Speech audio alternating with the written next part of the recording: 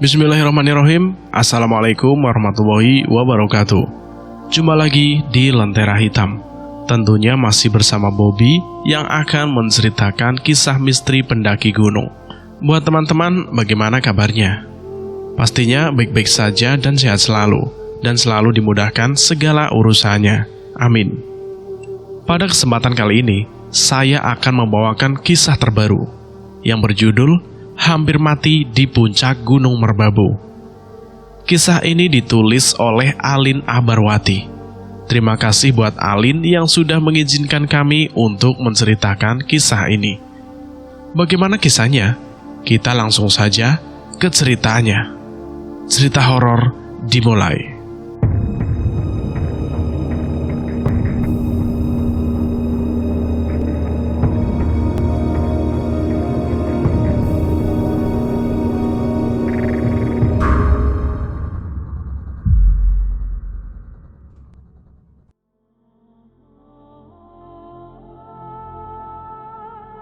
Namaku Yuda.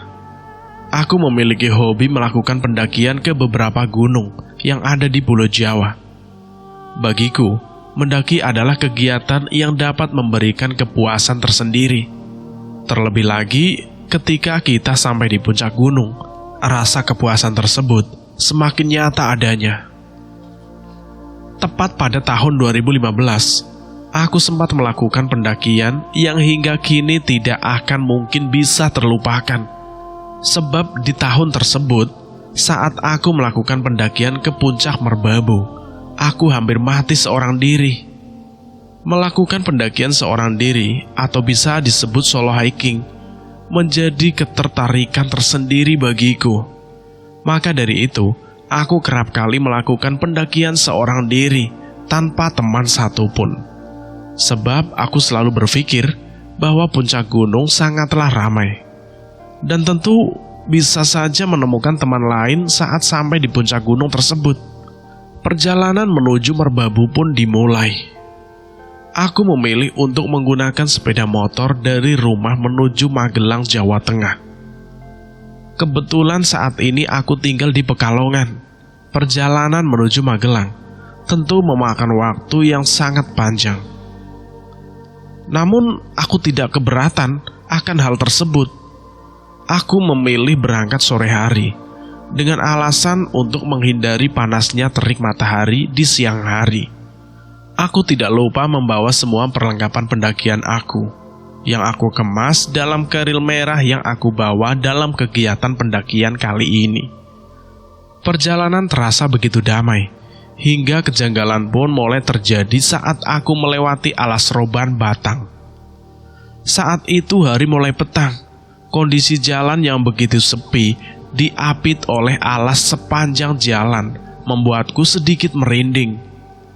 Meskipun aku sudah sering melewati alas roban tersebut, namun sore hari ini rasanya benar-benar berbeda. Aduh, jangan sampai ada hal yang aneh menghampiriku, ucapku dalam hati. Di tengah perjalanan, aku mendengar suara gamelan mengalun begitu kencang, seperti ada sebuah pertunjukan wayang tak jauh dari jalan Pantura alas roban yang aku lewati. Bukan hanya suara gamelan, aku juga mendengar suara teriakan bagian beberapa orang di sana. Aku pun terhanyut dalam alunan gamelan yang kudengar tersebut, sebab suara yang mengalun begitu indah. Karena terlalu asik mendengar alunan tersebut, aku sampai lupa untuk mengisi bensin. Aku pun kemudian mencari pedagang bensin eceran. Tak lama setelah tersadar bahwa aku belum mengisi bensin. Tak butuh waktu lama, aku pun berhasil menemukannya. Sembari mengisi bensin, tak lupa aku pun menanyakan tentang suara alunan gamelan yang baru saja aku dengar. Bu, di sekitar sini itu lagi ada pertunjukan wayang ya? Tanya aku. Nggak ada kok mas. Memangnya kenapa? Tanya penjual bensin itu. Kebetulan ya bu, tadi saya mendengar suara gamelan di daerah sini. Bahkan terbilang cukup ramai, ucapku. Mas, itu bukan suara gamelan dari penduduk sini, tapi suara gamelan dari penghuni gaib alas roban. Lebih baik saat Mas melanjutkan perjalanan nanti, perbanyak baca ayat kursi, bisik penjual bensin tersebut. Setelah mendengar pernyataan tersebut, tiba-tiba saja bulu kuduku merinding seketika. Alas roban yang aku lewati ini memang terkenal dengan keangkerannya, sehingga jika mendengar atau bahkan bertemu dengan hal gaib di sini, bukanlah hal yang tabu lagi. Maka dari itu, sangat penting jika dalam perjalanan melewati alas roban, kita dianjurkan untuk membaca ayat kursi. Setelahnya aku pun langsung bergegas untuk melanjutkan perjalanan. Semoga gak nemu yang aneh-aneh lagi, ucapku dalam hati. Sepanjang jalan pantura alas roban tersebut pun, aku hanya bisa membaca ayat kursi di dalam hati. Pandanganku fokus ke depan, tanpa memperdulikan kanan kiri.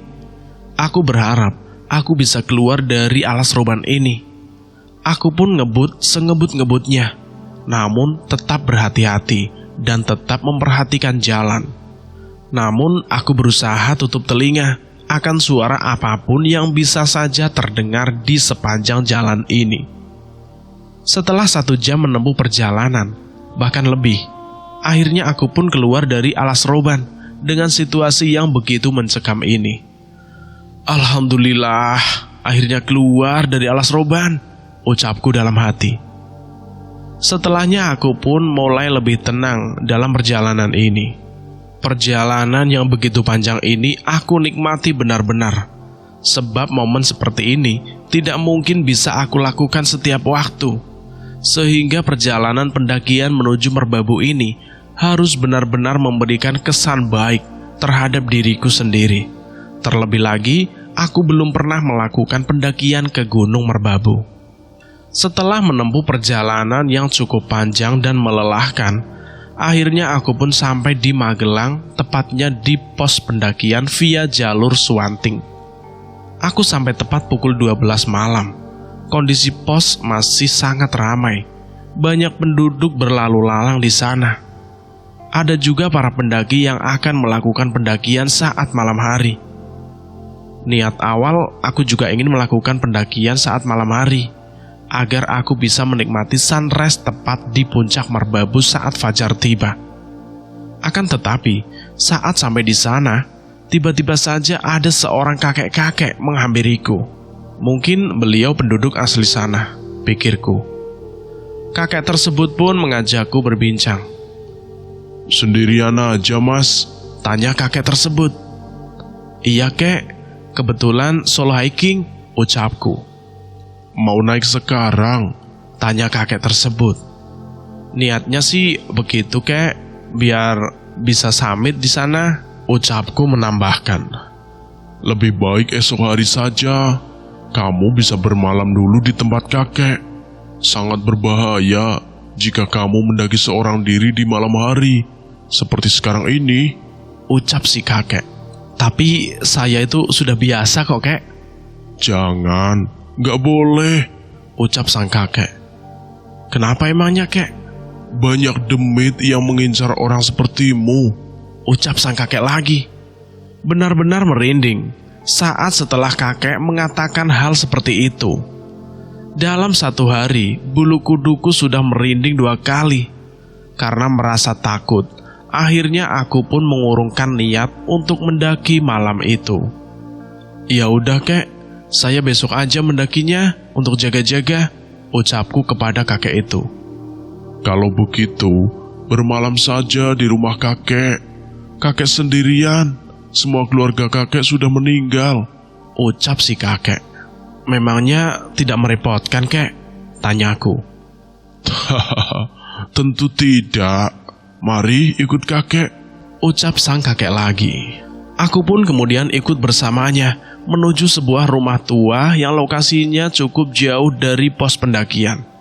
Meskipun cukup jauh, namun aku tidak keberatan akan hal tersebut.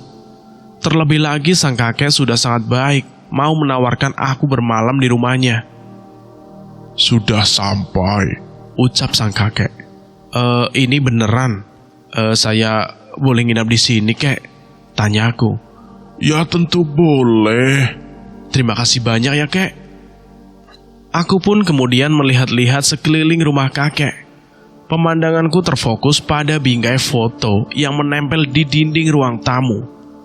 Di foto tersebut, ada gambar kakek dan istrinya, serta kedua anak kecil yang kemungkinan besar mereka adalah cucu-cucu kesayangan kakek tersebut. Aku pun memberanikan diri bertanya kepadanya, itu foto istri dan kedua cucu kakek ya? Tanyaku kepada kakek. Benar, tapi mereka sudah tidak ada di sini, ucap sang kakek. Memangnya mereka kemana, kek? Dia sudah meninggal saat kebakaran, ucap sang kakek lagi. Aku merasa tidak enak hati saat menanyakan hal tersebut. Terlebih lagi keluarga kakek meninggal secara bersama saat kebakaran. Saya turut sedih atas kejadian itu ya, kek, ucapku. Iya, gak apa-apa. Lagian kejadian itu kan sudah berlalu sangat lama. Mungkin sekitar 20 tahun yang lalu, atau bisa lebih, ucap sang kakek itu. Semoga mereka semua bahagia di sana ya, kek, ucapku mendoakan. Amin, amin.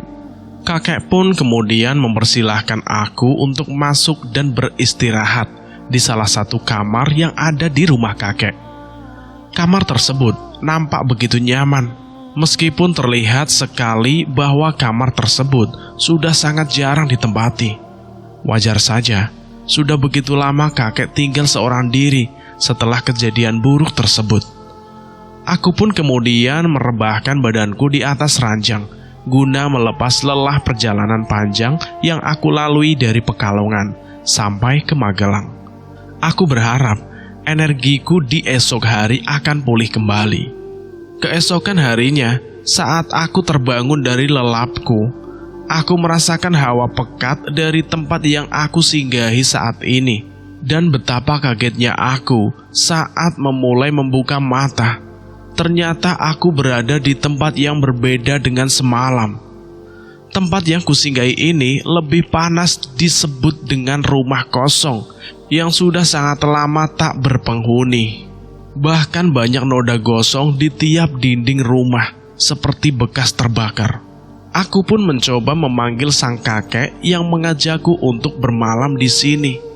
Aku mulai mencarinya ke sekeliling rumah. Kakek di mana? Ucapku. Sudah beberapa kali aku memanggil nama kakek, namun tak kunjung ada jawaban darinya. Akhirnya aku pun memilih untuk keluar dari rumah tersebut saat hari sudah mulai cerah. Setelah aku berjalan beberapa langkah dari rumah tersebut, aku pun kemudian berjumpa dengan salah seorang warga, dan aku berinisiatif untuk menanyakan tentang sosok kakek dan rumah yang kusinggahi semalam. Pak, permisi, Bapak lihat kakek-kakek yang tinggal di rumah ujung sebelah sana enggak? Tanyaku kepada salah seorang warga. Rumah mana, Mas? Tanya warga itu. Rumah tua yang berada di ujung sana, Pak, ucapku sembari menunjuk ke arah rumah kosong tersebut. Itu rumah kosong, Mas, bahkan sudah kosong sangat lama sekali, ucap warga tersebut. Tapi tadi malam saya diajak seorang kakek untuk bermalam di sana, Pak, ucapku. Tapi rumah itu benar-benar sudah tidak ada penghuninya, Mas, ucap warga tersebut. Memangnya penghuni rumah itu kemana, Pak? Tanyaku kepada bapak itu. Sudah meninggal. Wah, sangat lama sekali, Mas. Saya juga tidak tahu persis, karena memang saya pendatang di sini. Namun menurut penuturan warga penghuni rumah itu adalah sepasang suami istri yang sudah sangat sepuh dan tinggal bersama kedua cucunya. Karena memang orang tua cucunya tersebut meninggal karena kecelakaan, sehingga mereka dirawat oleh kakek-kakek tersebut. Akan tetapi suatu ketika rumah itu mengalami kebakaran, Mas, di malam hari, dan kejadian tersebut menewaskan semua anggota keluarganya di rumah itu, Mas. Dan mungkin saja kakek yang Mas temui semalam tadi adalah arwah sang kakek itu, Mas, ucap warga tersebut. Setelah mendengar ucapan warga tersebut, bulu kuduku seketika saja merinding. Untung saja tidak terjadi hal buruk terhadapku. Namun muncul banyak pertanyaan dalam benakku tentang maksud dari kakek tersebut mengajakku untuk singgah di rumahnya. Apakah dia merasakan kesepian ya? Atau ada hal lain yang menjadi tujuannya? Warga tersebut pun mencoba menegurku yang sedari tadi terdiam. Mas, Mas piye toh? Tanya warga tersebut. Gak apa-apa mas, hanya kaget saja, ucapku. Hal itu sudah biasa mas, banyak-banyak baca ayat kursi saja, ucap warga tersebut. Oh, iya pak, terima kasih banyak ya pak, ucapku. Memangnya mas mau kemana sih? Tanya warga tersebut. Mau ke Merbabu pak, ucapku. Mas, saat mendaki nanti jangan lupa juga perbanyak baca ayat kursi mas. Takut ada sesuatu hal yang terjadi sama mas di sana, ucap warga tersebut. Iya, terima kasih banyak pak, sudah mengingatkan saya, ucapku lagi. Setelahnya aku pun berpamitan kepada warga tersebut untuk melanjutkan perjalanan menuju pos pendakian.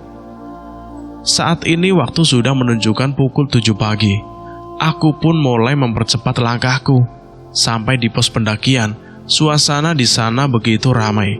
Banyak pendaki-pendaki lain yang akan melakukan pendakian yang sama sepertiku. Salah satu dari rombongan para pendaki tersebut pun menyapaku. Sendirian aja mas? Tanya salah satu pendaki tersebut. Iya mas, solo hiking, ucapku.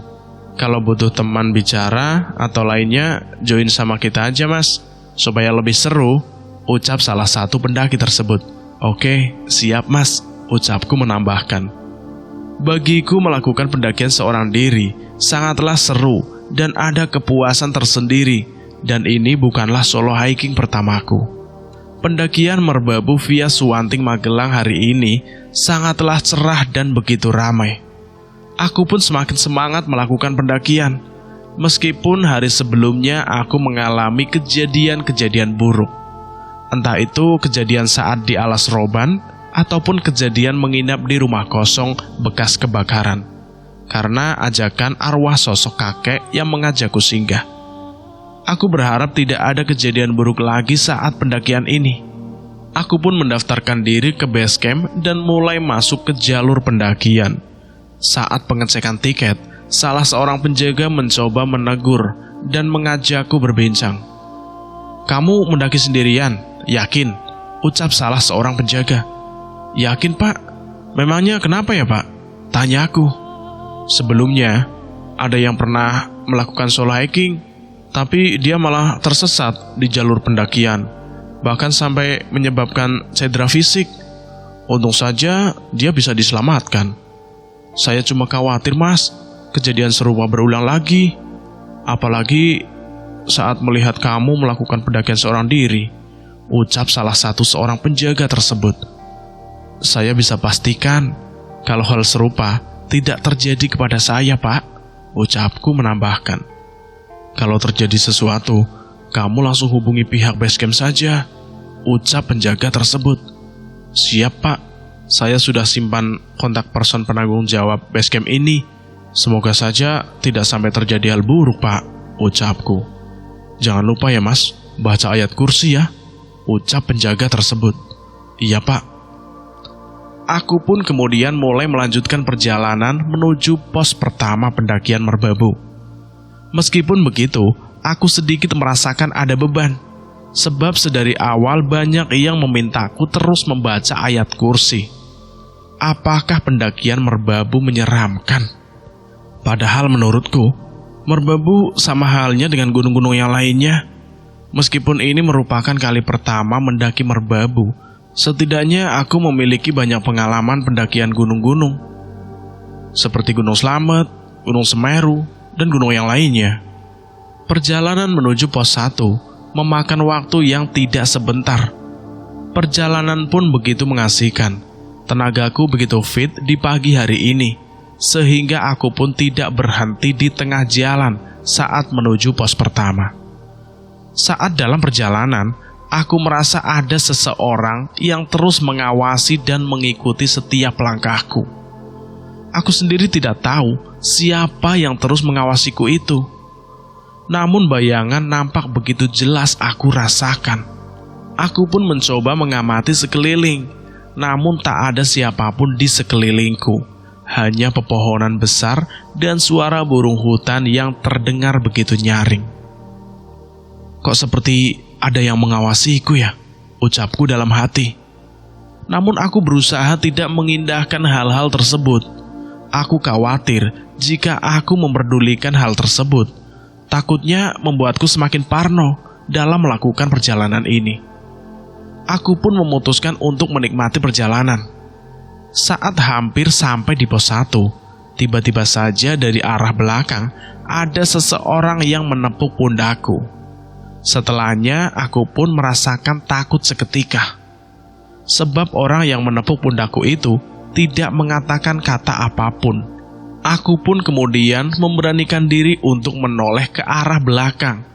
Betapa kagetnya aku saat aku mendapati seorang laki-laki parubaya yang sedang menatapku dengan tatapan yang begitu tajam. Wajahnya nampak begitu pucat. Namun pakaian yang ia kenakan seperti pakaian pendaki pada umumnya. Aku pun mencoba mengajaknya bicara. Ada apa pak? Tanyaku. Saya haus, ucap bapak parubaya tersebut. Aku pun bergegas mengambilkan mineral milikku untuk diserahkan kepada bapak tersebut. Dengan cepatnya bapak itu pun meraih mineral itu dan kemudian meminumnya. Bapak sendirian? Tanyaku mulai membuka obrolan. Iya, sama seperti kamu, ucap bapak tersebut.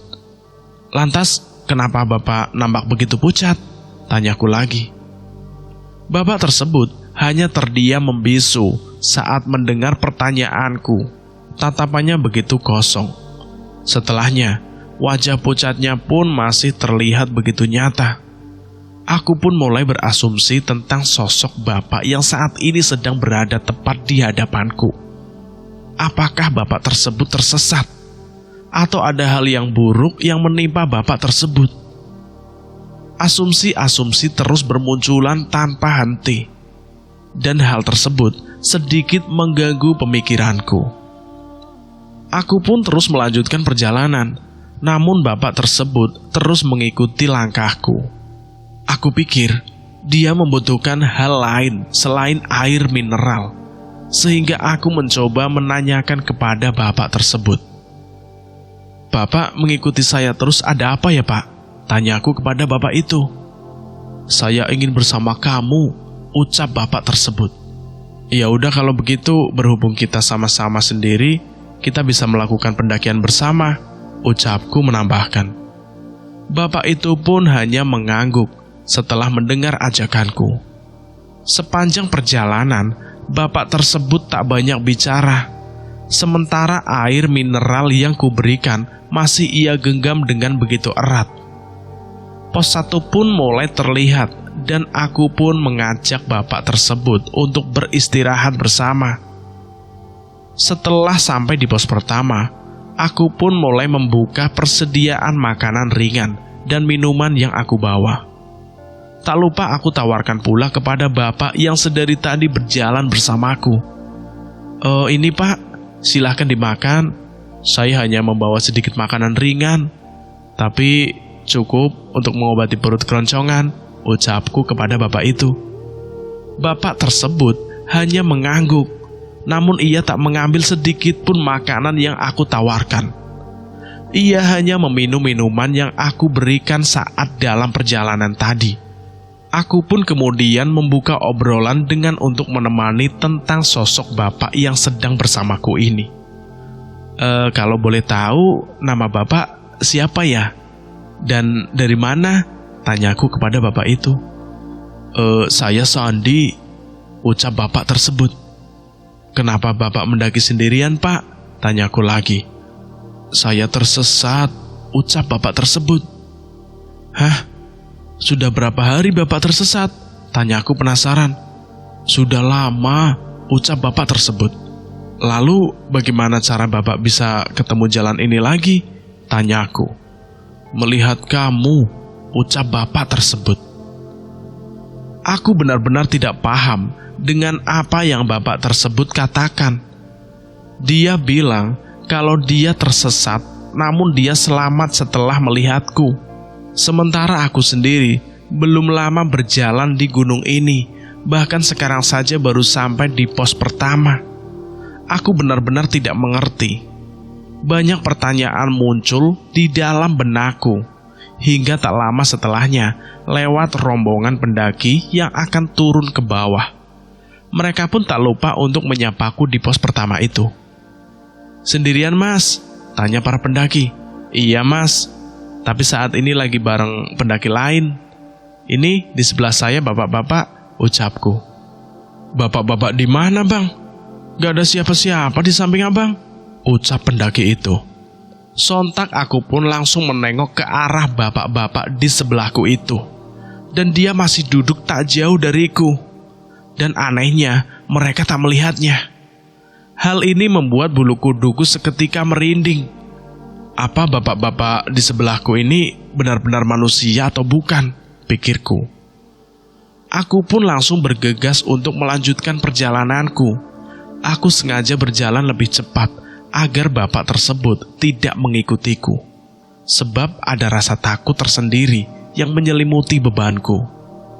Aku coba lihat lagi ke arah belakang, dan bapak-bapak tersebut sudah tidak ada. Entah dia hilang atau kembali turun, aku tidak tahu. Yang pasti, aku menjadi sedikit lebih tenang. Di sepanjang jalan pendakian, aku merasakan ada udara dingin yang menyambar tubuhku. Suara burung parkit pun terus membersamai perjalananku. Tiba-tiba saja, dari sebelah kanan dan kiriku, terdengar suara anak-anak yang sedang bergurai, sangat ramai. Namun setelah aku coba perhatikan, di sekelilingku tidak ada siapa-siapa. Bahkan pendaki lain pun cukup berjarak denganku. Padahal saat ini siang hari, namun hal mistis terus saja berdatangan menghampiriku. Pikiranku sudah tersugesti dengan hal-hal mistis, hingga sangat sulit bagiku untuk menerima hal-hal yang masih bisa dipikirkan dengan menggunakan logika tanpa dikaitkan dengan hal-hal berbau gaib. Aku pun mencoba menghiraukan suara-suara anak kecil itu yang terdengar sedang bercanda dan bermain bersama-sama. Aku mempercepat langkahku agar cepat bertemu dengan pendaki lain. Ada sedikit rasa menyesal melakukan pendakian seorang diri, sebab nyatanya pendakian tersebut tak semudah yang aku bayangkan sebelumnya. Cerita ini pun bersambung sampai di sini, dan saya akan melanjutkan di episode berikutnya. Terima kasih buat teman-teman yang sudah setia mendengarkan cerita ini. Terima kasih juga buat penulis yang sudah mengizinkan kami untuk menceritakan kisah ini. Mohon maaf jika ada kesalahan kata. Bobby pamit undur diri. Wassalamualaikum warahmatullahi wabarakatuh. Salam horor.